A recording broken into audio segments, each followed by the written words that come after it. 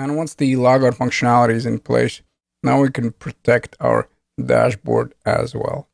And in the React Router 6, we want to wrap the page we want to protect in the component. In our case, that is going to be protected route. And keep in mind that the moment we restrict access to shared layout, effectively we restrict access to all of the pages here in the dashboard. So that's why it's really cool that we don't need to do it one by one. We set up shared layout, and now if the user hasn't logged in, he or she cannot access any of the pages because all of them are nested inside of the shared layout. And basically, as far as the logic, we get to navigate from React Router DOM. We also get use selector from React Redux. And we're checking for children, the special React prop. And also we want to grab the user from the store, from the user store. And if the user doesn't exist, we navigate to a landing page. So we kick the user back to the landing page. However, if everything's fine, then of course we just return children. So I guess let's start by setting this whole functionality, and then we'll import that in the app.js. So we'll start in the, I'm not going to create that in the dashboard as a note.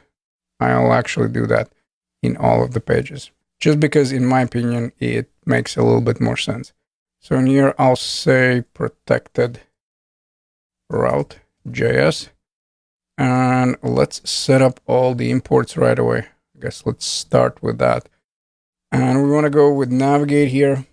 That is coming from React Router DOM. We also want to get the use selector, and that one is coming from React Redux. Then let's create the component. And like I said, we're going to access children, which in our case is going to be the shared layout. And also we want to set up some logic here, where first I want to get the user from the state. So I'll say use selector, let's pass in the store, and we're looking for store.user, and let's also check for that user. So we have if condition, if the user doesn't exist, then we want to return and navigate to, and let's just decide where we want to go. If you want to kick the user back to the register, you can definitely do so. I just like the image on the landing page. So I'll say here, landing. Let's close the navigate. And if everything is correct, we want to return the children. So let's change this one. Then we're going to navigate to index.js. Let's get that page. And I think this was the case where it wasn't working. So let me try protected. And yeah, notice for some reason it's not setting up the auto import. So let me go here, protected route. Let me get it. And now let me set it up here in this object. So once we do that, we can go to app.js. We can get from the dashboard, or I'm sorry, not the dashboard, my apologies, from the pages. So protected route. And then let's wrap the shared layout in that protected route. Like I said, we successfully restrict access to all of the nested pages as well. So protected route, the children is going to be the shared layout. And now let's try it out. Where I think I'm going to leave this open, just, or you know what, I'll close it and then I'll showcase once we are successful. So let's go here with login. Let me remember my famous email as well as the password.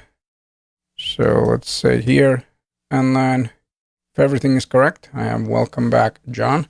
We navigate here, we display everything. You can see the pages, and then the moment we click on a logout, notice we navigate away. And like I said, if we'll try to get to the home page, which is our shared layout, if we haven't logged in, we're not going to be successful. And the same is going to work with, let's say, add and job. Again, all of them are sitting in that particular route, so we don't need to do anything. And with this in place, now we can start working on a sidebar.